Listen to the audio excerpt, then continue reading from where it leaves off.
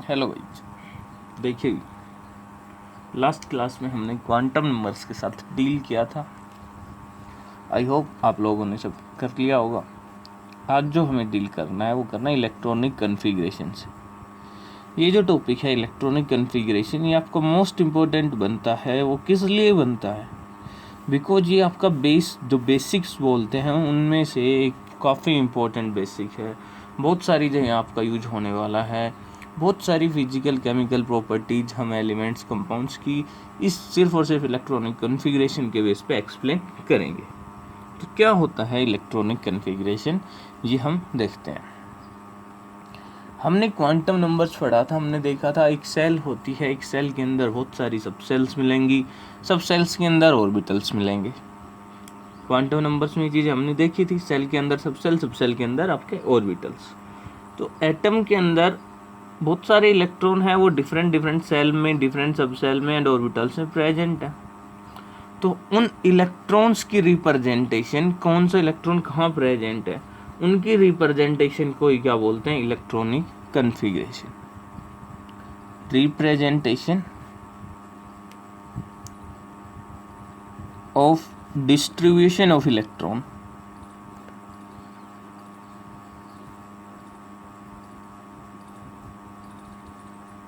in the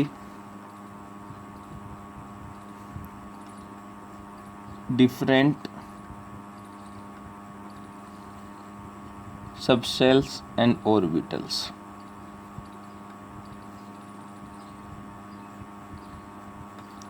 is called electronic configuration. उसको क्या बोला जाता है? Electronic configuration. कैसे रिप्रेजेंट करते हैं, वो कुछ रूल्स हैं, इंक्रीजिंग एनर्जी, वो सब हम बाद में डील करेंगे। जस्ट एक सिंपल लेमन लैंग्वेज की बात है कि इलेक्ट्रॉनिक कन्फिग्रेशन क्या बताता है आपको। जस्ट रिप्रेजेंट करता है distribution of electron in an atom in different subcells and orbitals. For example, सबसे पहले रिप्रेजेंटेशन कैसे होती है इसकी, उसकी बात करते हैं। Representation of electronic configuration.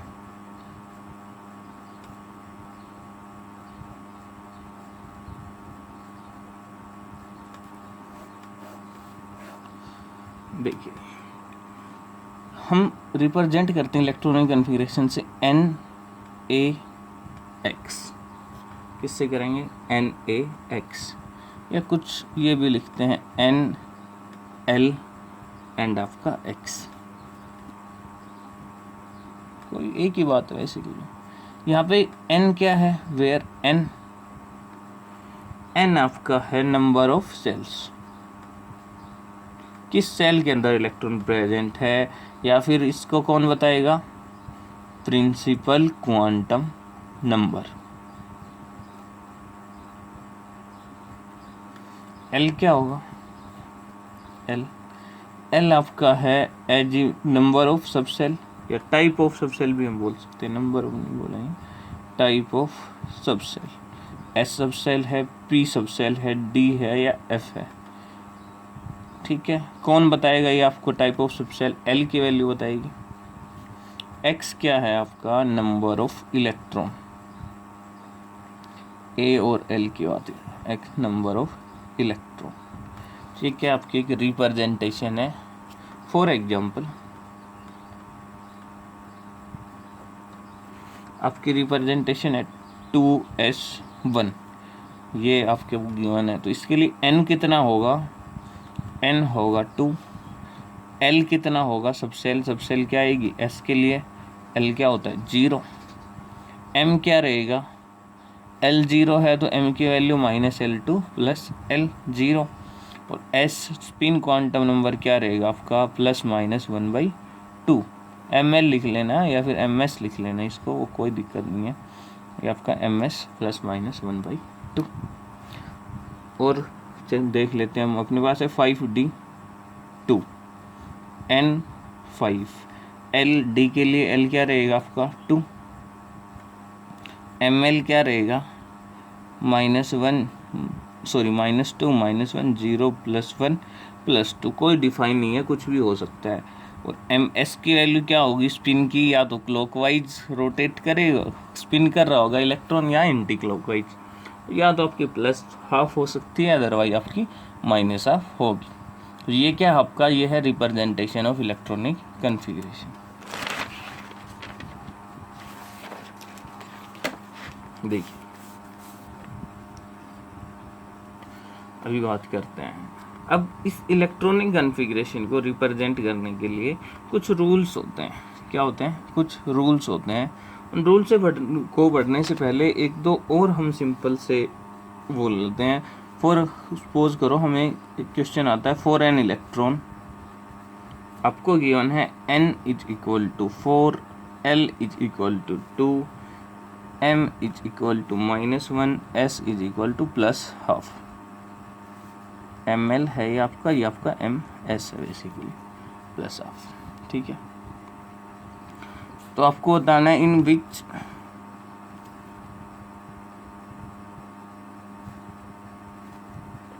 Which cell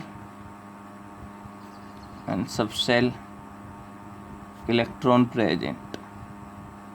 तो देखिए भाई कुछ नहीं है, आपको पता है इलेक्ट्रॉनिक कन्फिग्रेशन में n क्या है 4, l क्या है आपका 2, तो 2 किसके लिए होगा 4d के लिए। तो जो आपका इलेक्ट्रॉन प्रेजेंट रहेगा वो किसमें प्रेजेंट रहेगा 4d के अंदर। m की वैल्यू कोई डिफाइन नहीं होती है, -1 किसके लिए है, +1 किसके लिए है, सिर्फ dz स्क्वायर के लिए डिफाइन होती है। dz स्क्वायर के लिए जो ml की वैल्यू होती है फॉर dz स्क्वायर, जो आपका ml होता है वो 0 होता है। जस्ट ये आपकी डिफाइन होती है, अदरवाइज डिफाइन नहीं होती है। देखिए अभी बात करते हैं रूल्स के बारे में। Rules for writing electronic configuration.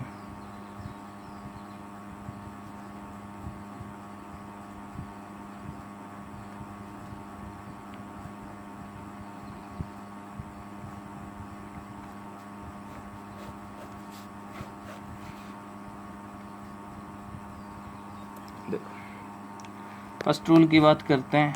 सबसे पहला जो रूल आएगा आपका हॉफ-बॉ प्रिंसिपल। हॉफ-बॉ प्रिंसिपल, ये प्रिंसिपल क्या बोलता है, ये रूल आपका क्या बोलता है?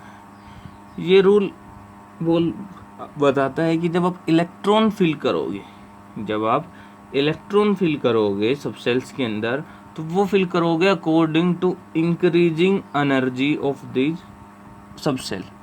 क्या बोल रहा हूँ? Electrons are filled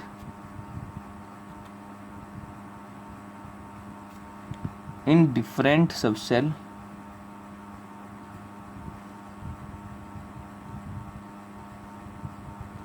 in increasing order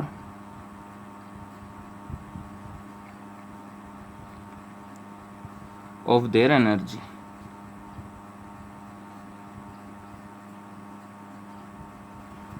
electron कैसे फिल करेंगे? Increasing order of their energy.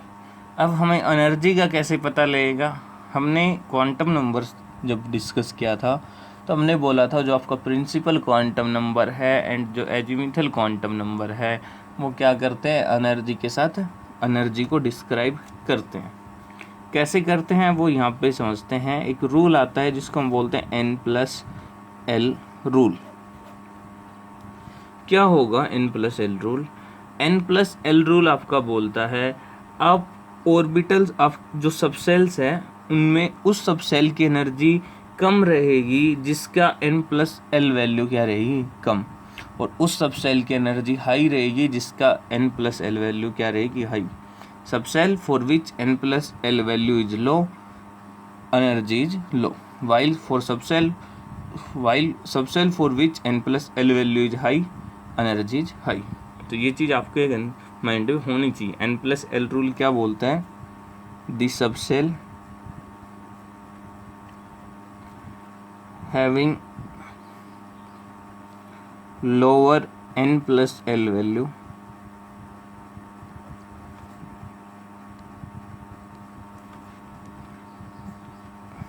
will be at lower energy।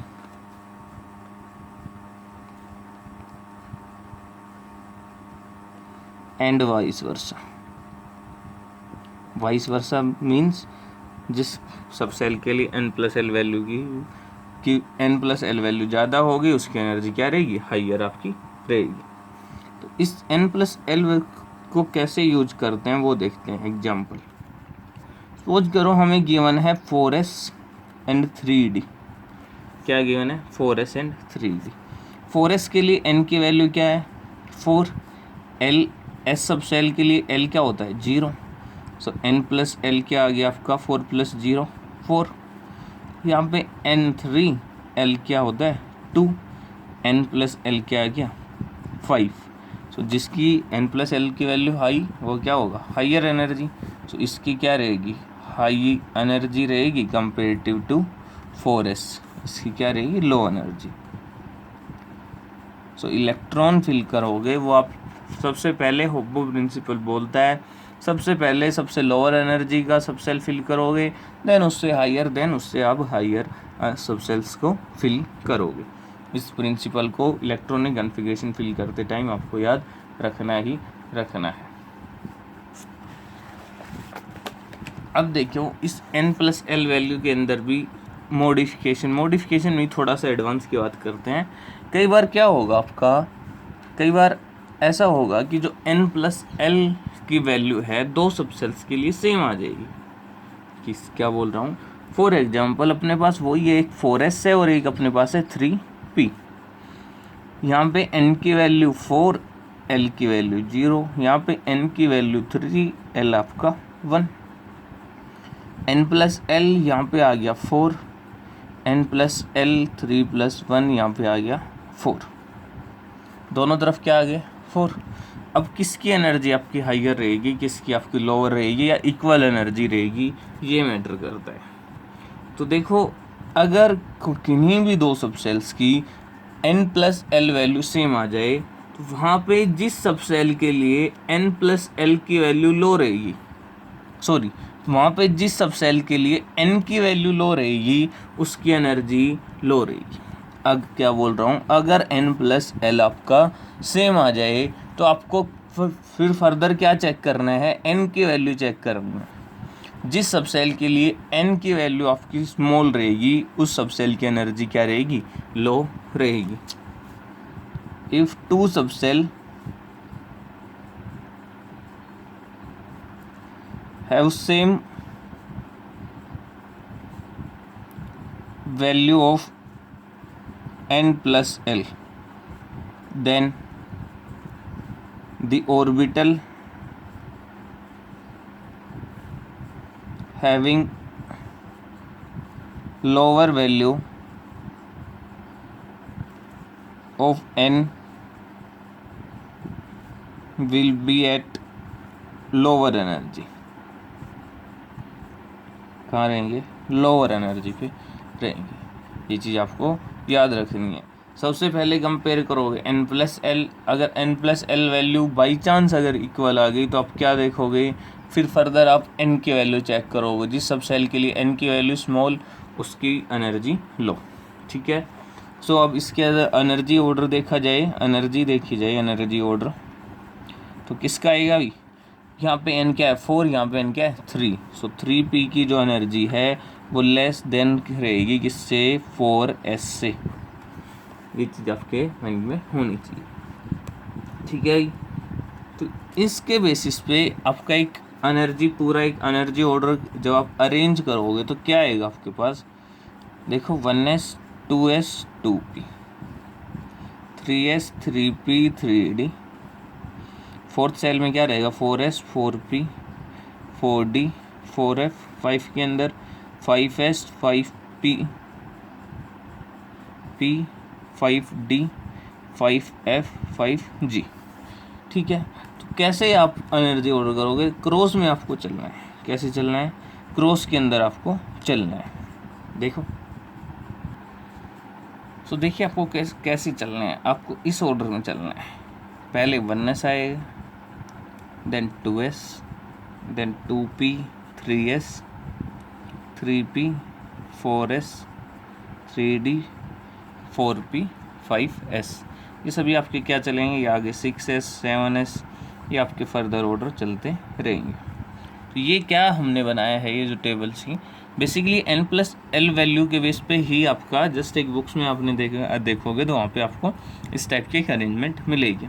ये क्या बता रहा है, ये आपका एनर्जी ऑर्डर बता रहा है। सबसे कम एनर्जी रहेगी 1s की, उससे ज़्यादा 2s, then 2p, then 3s, then 3p, then आपका 4s, 3d, 4p, 5s।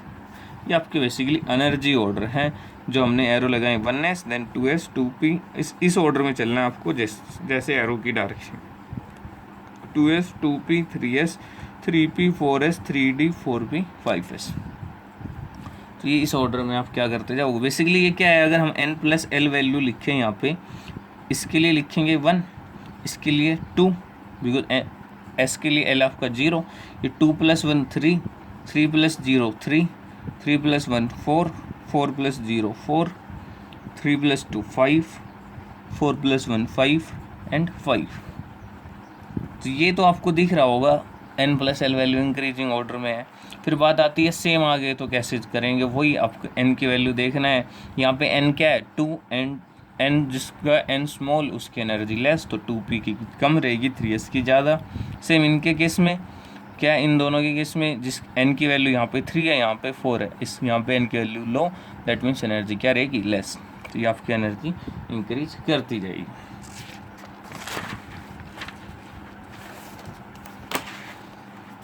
तो देखिए यहाँ पे आपको एक नोट करने की बात है जो काफ़ी इम्पोर्टेंट है। क्या है, for single electron, for single electron species the energy of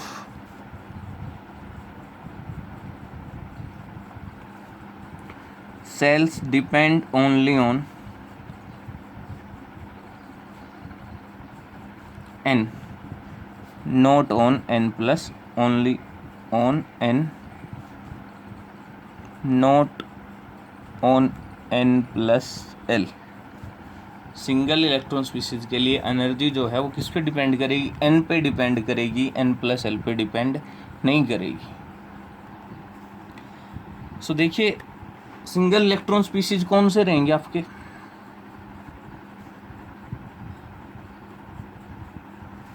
hydrogen, helium positive, lithium 2 positive, beryllium 3 positive, ये सारे क्या हैं आपके सिंगल इलेक्ट्रॉन स्पीसीज। इनके केस में energy value 1s, 2s and 2p की इक्वल रहेगी, बिकॉज l पे डिपेंड नहीं करेगी, सिर्फ किस पे करेगी, n पे, प्रिंसिपल क्वांटम नंबर पे। उसके बाद 3s, 3p, 3d तीनों की इक्वल रहेगी। उसके बाद 4s, 4p, 4d and 4f further on चलती रहेगी। यहाँ पे सिर्फ n की वैल्यू पे डिपेंड करेगी, जिसकी वैल्यू n की लो, उस सेल की उस सेल के सभी सब सेल्स की एनर्जी क्या रहेगी, सेम और लेस। ठीक है, एक सेल के अंदर जितनी भी सब सेल रहेंगी सिंगल इलेक्ट्रॉन स्पीसीज में, एक सेल के अंदर जितनी भी सब सेल रहेंगी सभी का एनर्जी इक्वल रहेगी, सभी की एनर्जी इक्वल रहेगी। किसकी वजह से, due to penetration and shielding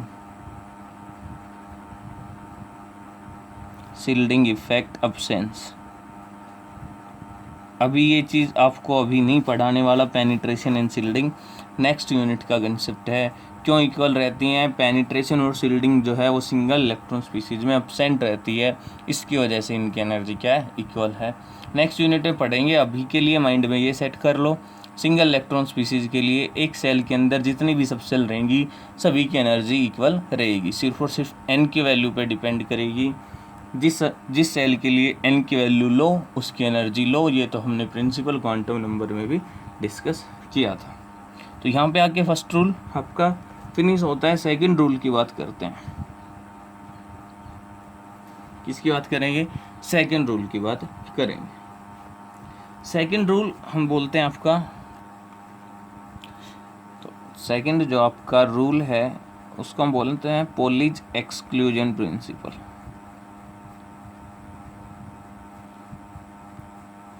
क्या बोलते हैं, पोलिज एक्सक्लूजन प्रिंसिपल। क्या बताएगा पोलिज एक्सक्लूजन प्रिंसिपल? देखिए,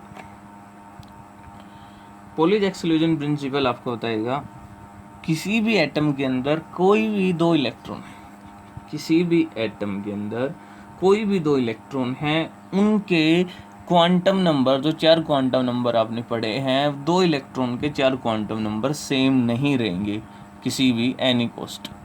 दो एटम्स की बात नहीं कर रहा हूँ मैं, एक सिंगल एटम की बात कर रहा हूँ। सिंगल एटम के अंदर कोई भी दो इलेक्ट्रॉन, किन्हीं भी दो इलेक्ट्रॉन के quantum, all the 4 quantum numbers, value of all the 4 quantum numbers is not same in an atom. No two electrons can have same value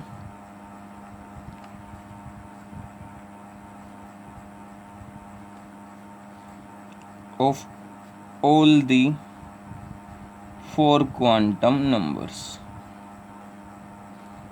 ये कौन बोलता है? आपका पोलिज एक्सक्लूजन प्रिंसिपल। अब देखो, समझना, इसकी एक और डेफिनेशन आएगी।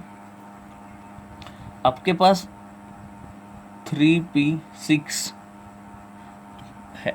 3p के अंदर कितने ऑर्बिटल हैं? 3 ऑर्बिटल हैं। p सब सेल के अंदर हमें पता है 3 ऑर्बिटल है, px, py एंड pz। ठीक है, हम इसमें इलेक्ट्रॉन फिल करेंगे। क्या करेंगे? इलेक्ट्रॉन हमने फिल किया। कैसे फिल किया? ऐसे ही क्यों फिल किया, अभी इसकी बात करते हैं। देखो, ऐसे ही क्यों फिल किए गए हैं। इसमें एम पी के लिए हमें पता है एन यहाँ क्या है 3, एल क्या आपका पी के लिए 1, सो एम की वैल्यू क्या रहेगी? -1 0 +1। वो हर क्या रहेगी? एक ऑर्बिटल के कोरस्पॉन्ड करेगी। Each value of m corresponds to an orbital. तो ये आपके 3 orbital px, py and pz, ये आपके इलेक्ट्रॉन फिल हो। अब देखो, अगर मैं इस इलेक्ट्रॉन की बात करता हूँ, ये इलेक्ट्रॉन किस में प्रेजेंट है? चलो इन दोनों इलेक्ट्रॉन्स की बात कर लेता हूँ। इसके लिए ये इलेक्ट्रॉन, अगर मुझे एड्रेस फाउंड आउट करना है, वही कंसेप्ट चलते हैं। किस सेल के अंदर है? 3rd सेल के अंदर है दोनों इलेक्ट्रॉन। ये भी किसके अंदर है? 3rd सेल के अंदर है। किस सब सेल के अंदर है? p सब सेल के अंदर है। दैट मीन्स l क्या है? 1, और इसके लिए l क्या है? 1। m की बात करें दोनों के लिए, m क्या है? ml जो है आपका, ml क्या है दोनों के लिए? 0। ml भी आपका क्या है दोनों के लिए? 0। लेकिन एक अपवर्ड स्पिन है, एक डाउनवर्ड स्पिन है। एक अपवर्ड और एक डाउनवर्ड ही क्यों है? हमने ऐसे ही क्यों फिल किए, उसका रीजन समझा रहा हूँ। हमने बोला पोलिज एक्सक्लूजन प्रिंसिपल बोलता है आपका दो इलेक्ट्रॉन, एक एटम के अंदर दो इलेक्ट्रॉन्स के चारों क्वांटम नंबर की वैल्यू सेम नहीं होगी। 3 की तो हो गई, बच क्या गया आपके पास? Last quantum number ms। क्या बच गया? लास्ट क्वांटम नंबर ms, आपका स्पिन क्वांटम नंबर। तो अगर इसकी +½ होगी, एक का आपका +½ हो गया, तो इसको तो -½ होना ही पड़ेगा। अगर ये भी +½ हो जाएगा तो दादा चारों के चारों क्वांटम नंबर क्या हो जाएंगे? सेम। चारों के चारों क्वांटम नंबर कैसे हो जाएंगे? सेम। अगर दोनों के दोनों इस या तो ये -½ रहेगा या फिर ये रहेगा, बट ये 100% श्योर है दोनों का स्पिन जो है वो क्या रहना चाहिए? अपोजिट रहना चाहिए। अगर सेम रहता है तो वो वोलेट करेगा किसको? पोलिज एक्सक्लूजन प्रिंसिपल को। इसके अकॉर्डिंग अब एक और यहाँ से डेफिनेशन आती है। देखो, यही लेते हैं हम, नेक्स्ट पेज पे बात करते हैं। यही आपके पास 3p6, हमने 2 ही इलेक्ट्रॉन क्यों फिल किए, 3rd क्यों नहीं किया? सपोज करो मैं ऐसे फिल कर देता हूँ, ऐसे भी कर सकता हूँ यार, क्यों नहीं कर सकते? क्या रीजन है? देखो, वही -1 0 +1। इसके में बारे में बात करते हैं। n क्या है? 3, तीनों इलेक्ट्रॉन्स के लिए n क्या है? 3। l आपका 1, इसके लिए भी L1, इसके लिए भी L1। m आपका ml जो है वो 0, -1, ml -1, ml -1। ms की बात करें, फर्स्ट के लिए +½ सेकंड के लिए -12, थर्ड के लिए फिर अपवर्ड एरो +12। तो अगर मैं इन दोनों को चेक करूं, फर्स्ट एंड थर्ड के क्वांटम नंबर्स दोनों सेम है, दोनों क्या आपके सेम आ गए। तो इस चीज़ से ये हो गया कि अगर ये दोनों सेम आ गए तो ये क्या हो गया, वोइलेशन हो गया, violation of Pauli's rule, exclusion principal.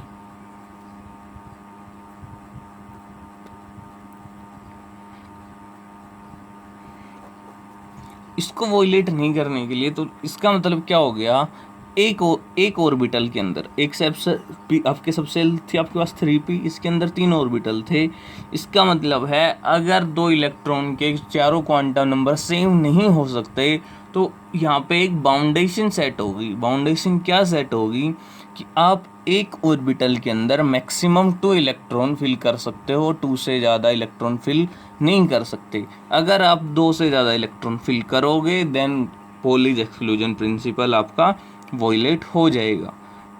Objective में पूछते हैं कई बार, अगर आप 2 से ज़्यादा इलेक्ट्रॉन एक ऑर्बिटल में फिल करते हो तो कौन सा रूल वॉयलेट हो जाएगा, कौन सा रूल वॉयलेट होगा, पॉलीज एक्सक्लूजन रूल आपका वॉयलेट हो जाएगा। ठीक है भाई। तो यहाँ से पॉलीज एक्सक्लूजन प्रिंसिपल की एक दूसरी भी डेफिनेशन आती है, according to Pauli's exclusion principle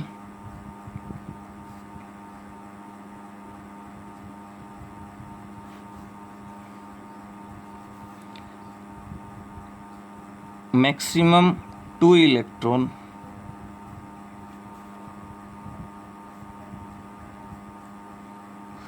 of opposite spin, कैसी स्पिन होनी चाहिए, opposite spin, of opposite spin can be field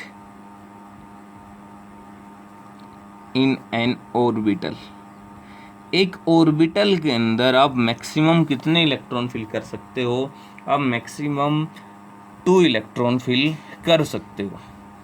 ठीक है, एक ऑर्बिटल के अंदर कितने फिल कर सकते हो, 2। आपको अगर याद हो तो हमने बात की थी number of orbitals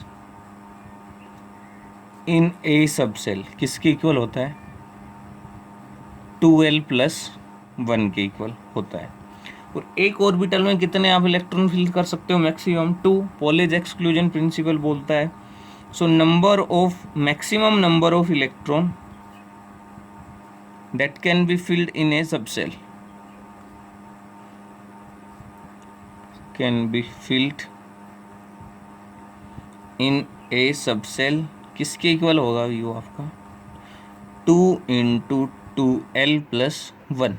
total orbital कितने हैं, एक सबसेल के अंदर टोटल ऑर्बिटल है 2l+1 और एक ऑर्बिटल के अंदर मैक्सिमम आप कितने इलेक्ट्रॉन फिल कर सकते हो, 2। सो टोटल आपके पास कितने इलेक्ट्रॉन हो गए जो हम फिल कर सकते हैं, 2 × 2l+1। सो ये आपके क्या है, maximum number of electron that can be filled in A subshell किसके इक्वल रहेंगे, 2l+1 के इक्वल रहेंगे। सो ये आपका पॉलीज एक्सक्लूजन प्रिंसिपल। अभी थर्ड आपके रूल की बात करते हैं। थर्ड रूल को बोलते हैं हुन्स मल्टीप्लिसिटी रूल, या फिर बोलते हैं Hund's rule of maximum multiplicity.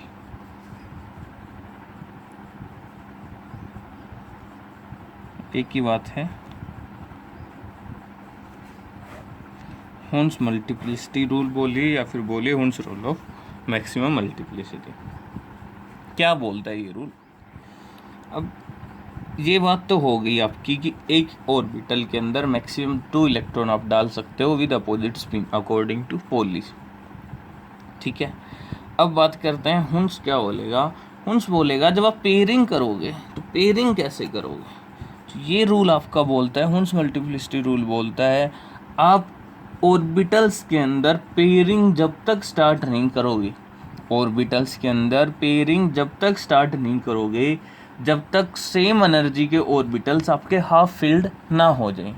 क्या बोल रहा हूँ, ऑर्बिटल सेम एनर्जी ऑर्बिटल्स हैं अगर आपके पास, तो आप उन सेम एनर्जी ऑर्बिटल्स में इलेक्ट्रॉन पेयरिंग तब तक स्टार्ट नहीं करोगे जब तक सारे के सारे orbital same energy orbitals half filled ना हो जाएं। देखो, according to this rule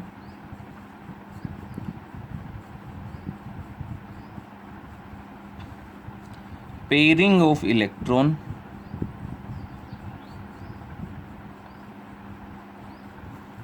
cannot occur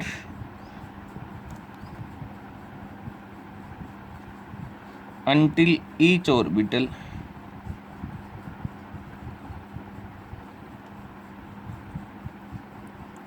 of same energy is half filled। Half field का मतलब क्या होगा, उसके अंदर एक इलेक्ट्रॉन जब तक आप फिल नहीं करोगे। एग्जांपल से समझाते हैं, फिर आपको अच्छे से बेटर अंडरस्टैंडिंग होगी। देखो, सपोज करो आपके पास है 3p5, क्या आपके पास 3p5,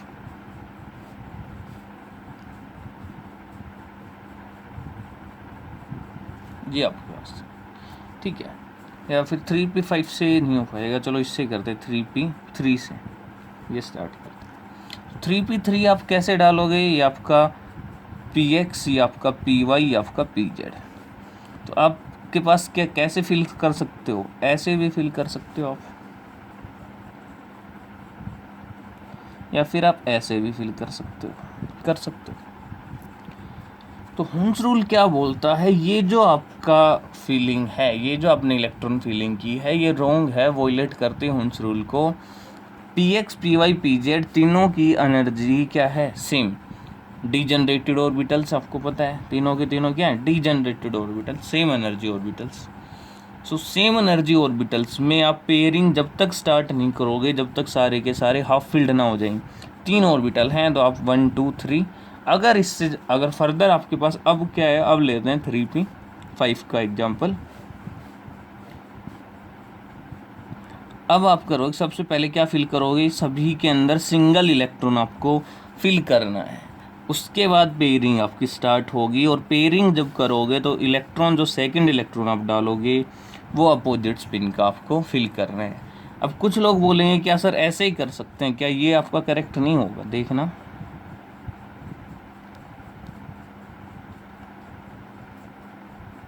ये भी आपका करेक्ट है, इसमें भी कोई प्रॉब्लम नहीं है अगर कोई ये भी फील कर रहा है, बिकॉज इलेक्ट्रॉन कहीं भी जा सकता है। एनर्जी क्या आपकी फिक्स है, इलेक्ट्रॉन तो बेसिकली एक्सचेंज होते रहते हैं।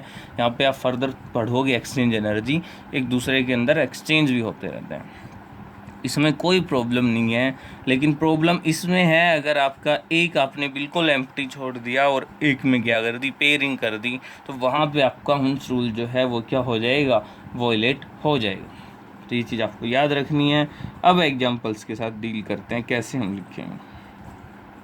सपोज करो अपने पास है सोडियम, इसका इलेक्ट्रॉनिक कन्फिग्रेशन लिखना है। सो इसका जेड हमें पता है कितना, 11, एटॉमिक नंबर कितना है 11, दैट मीन्स इसमें कितने इलेक्ट्रॉन रहेंगे आपके 11। आपको फिल करने हैं 11 इलेक्ट्रॉन। सबसे पहले फिल करेंगे सबसे लोअर एनर्जी में, सबसे lower energy subshell 1s। 1s के अंदर कितने इलेक्ट्रॉन आएंगे, 2। 1s के अंदर मैक्सिमम कितने इलेक्ट्रॉन आएंगे, 2। फिर उसके बाद 2s के अंदर मैक्सिमम कितने इलेक्ट्रॉन आएंगे, 2। उसके बाद 2p, एक सबसेल के अंदर मैक्सिमम कितने इलेक्ट्रॉन आएंगे, 2 × 2l + 1, अभी बात की थी हमने। सो 2 × 2l क्या होता है, p के लिए 1 + 1, ये क्या आ गया 6। तो इसके अंदर कितने फिल किए जाएंगे, 6। उसके बाद क्या आएगा 3s के अंदर बात करेंगे, मैक्सिमम 2 फिल कर सकते हैं, बट हमने फिल कितने कर दिए, 2 + 2 4 + 6 10। अपने पास इलेक्ट्रॉन ही 1 है तो कितना फिल करेंगे, 1। तो मैक्सिमम इलेक्ट्रॉन आपको पता होने चाहिए, maximum electron filled in A subshell, कितने आप सबसेल के अंदर फिल कर सकते हो। एस सबसेल के अंदर आप कितने फिल कर सकते हो, 2। पी के अंदर अभी आपने 12 + 1 से देखा कितने कर सकते हो, 6। डी की बात करें, डी के लिए क्या होगा, 2 × 2 + 1, ये आ जाएगा 10। डी सबसेल के अंदर आप मैक्सिमम 10 इलेक्ट्रॉन फिल कर सकते हो, बिकॉज डी सबसेल के अंदर आपके 5 ऑर्बिटल होते हैं, और एक ऑर्बिटल के अंदर आप मैक्सिमम 2 फिल कर सकते हो। एफ और सबसेल के अंदर आपके 7 ऑर्बिटल्स होते हैं, तो आप 14 इलेक्ट्रॉन्स उसके अंदर फिल कर सकते हो। तो ये चीज़ आपको ज़रूर आपके माइंड में होनी चाहिए। सो ये आपका हो गया। अभी देखिए एक और मैं लिखवा देता हूँ। सपोज करो फॉस्फोरस आपके पास, फॉस्फोरस 15, जेड क्या होता है फॉस्फोरस के लिए 15। इलेक्ट्रॉनिक कन्फिग्रेशन 1s2 2s2, एक minute, 1s2 2s2 2p6 3s2 3p। देखो कितने फिल हो गए, 4 + 6 10 + 2 12, देन यहाँ पे 3, कितने हो गए 15। ये आपकी क्या हो गई, फॉस्फोरस की फिलिंग हो गई। अभी आपको खुद को करना है आयरन, निकल और स्कैंडियम, आपका Mn मैग्नीज, इन सभी के लिए आपको इलेक्ट्रॉनिक कॉन्फ़िगरेशन खुद से लिख के देखना है। एक बार ट्राई करो, बाकी नेक्स्ट क्लास में हम डिस्कस करेंगे, आगे फर्दर स्टेबिलिटीज़ के साथ डील करेंगे हम, कैसे आपके इलेक्ट्रॉनिक कॉन्फ़िगरेशन की स्टेबिलिटी देखी जाएगी। एक दो आपके फर्दर एक्साइटेशंस के हम केस देखेंगे कॉपर क्रोमियम के। सो मिलते हैं नेक्स्ट लेक्चर में, तब तक अपना ध्यान रखिए और स्टडी कंटिन्यू कीजिए। Okay, thank you.